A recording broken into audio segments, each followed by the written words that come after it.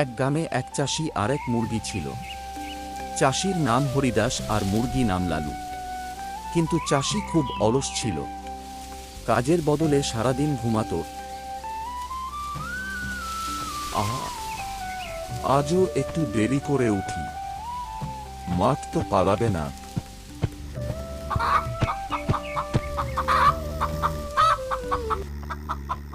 মালিক, সূর্য উঠে গেছে, মাঠে গেলে ভালো ফসল পেতে পারো।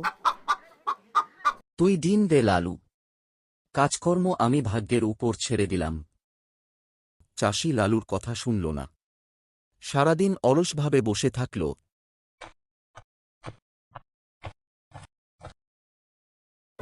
একদিন লালু মাটি খুঁড়তে খুঁড়তে একটা পুরনো কলসি পেল। আরে, এটা তো কলসি, ভিতরে কিছু চকচক করছে। লালু কলসিটি ঠোঁটে তুলে নিয়ে গেল চাষির ঘরের কাছে।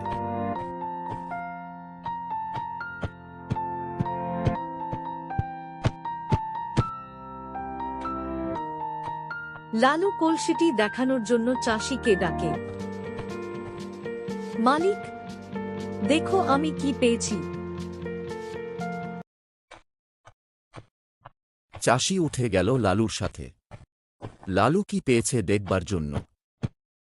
চাষি কলসির ভিতরে চকচকে দেখতে পেয়ে বলে উঠল, ওটা আমার জিনিস, আমি রাখব এটা।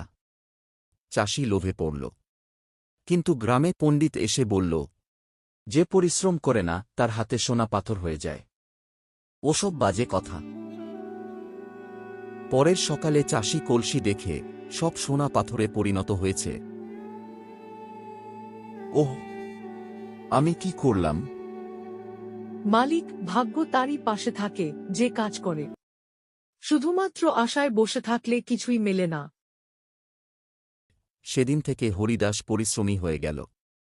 মাঠে কাজ করল, ফসল ফলাল, আর লালু তার পাশে থাকল চিরদিন।